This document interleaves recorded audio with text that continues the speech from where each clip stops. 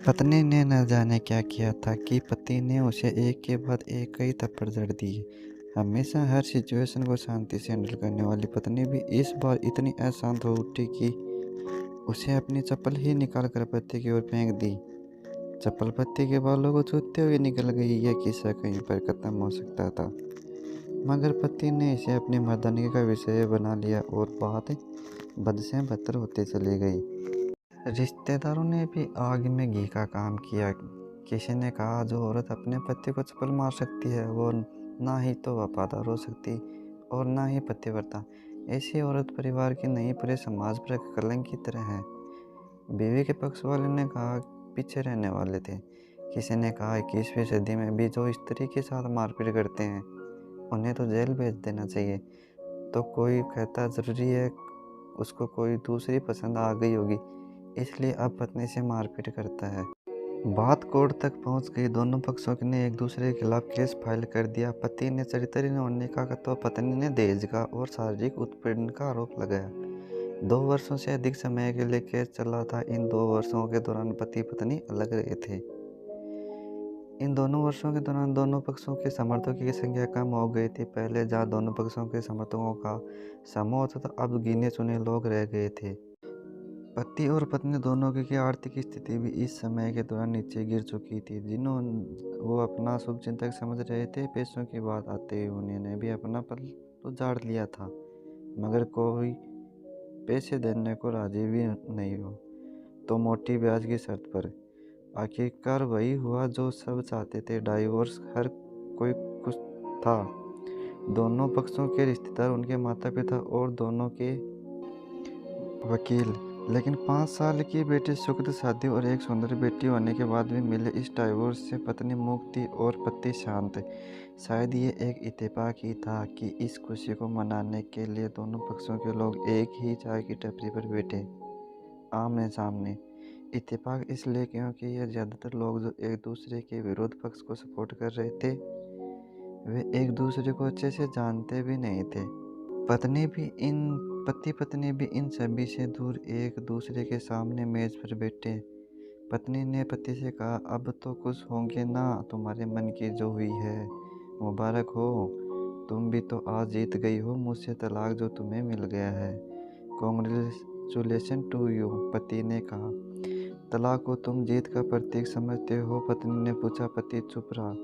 थोड़ी देर की शांति के बाद पति ने कहा, मुझे तुम्हें 5 लाख रुपए अभी और हर महीने 8,000 देने का आदेश है।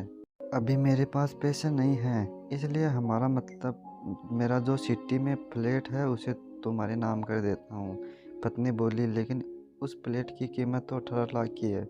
हाँ, लेकिन हमारी बेटी तुम्हारे साथ है और आगे जाके उससे खर्चे भी बढ़ेंगे, तुम्हें थोड़ी आसानी होगी। पति ने कहा, नहीं नहीं, मुझे सिर्फ 5 लाख ही देना और तुम हर महीने 8,000 तो देने ही वाले हो, तो मैं मैनेज कर लूँगी। अगर 5 लाख नहीं है तब भी कोई बात नहीं, बोली।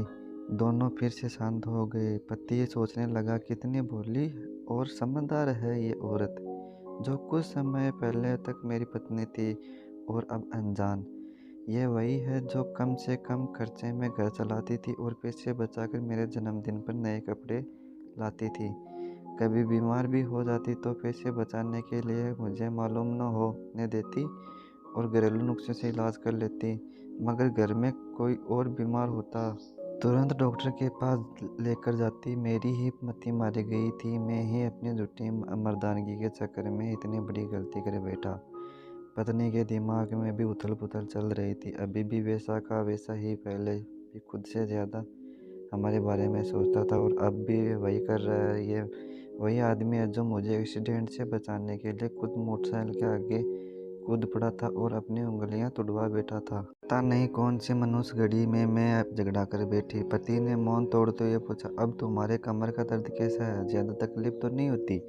पत्नी हल्का सा मुस्कुराई और बोली, अभी भी होता है, जब अब तो पेट में भी कंबोस उड़ते हैं। वो तो होगा ही, तुम योगा या कसरत भी तो नहीं करती हो। अब किसी गायनोलॉजिस्ट को ज़रूर दिखाई देना, पति ने कहा। तुम बताओ, तुम्हारा अस्थमा कैसा है? अब भी क्या दौरे पड़ते हैं? पत्नी ने पूछा। हाँ, पड़ते हैं, पहले से ज़्यादा, क्योंकि अक्सर इन्हें भूल जाया करता हूँ। याद दिलाने के लिए तुम जो नहीं हो, अब पति बोला।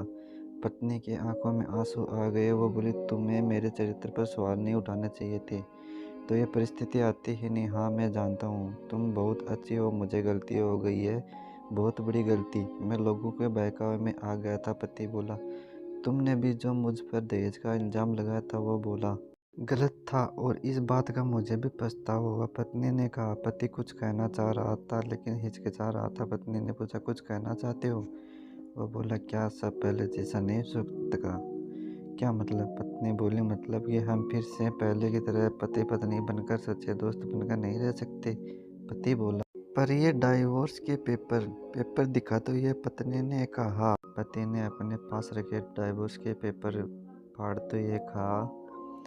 पत्नी ने भी अपने पास रखे पेपर फाड़ दिए। सभी हैरान थे, वकील, रिश्तेदार और माँ बाप। पति पत्नी दोनों एक दूसरे के हाथ में हाथ पकड़े हुए अपने घर की ओर चले गए। Thank you for watching my story. दोस्तों, प्लीज़ लाइक एंड सब्सक्राइब, ताकि आपके लिए आगे भी ऐसे मज़ेदार कहानी लाते रहे। Thank you so much.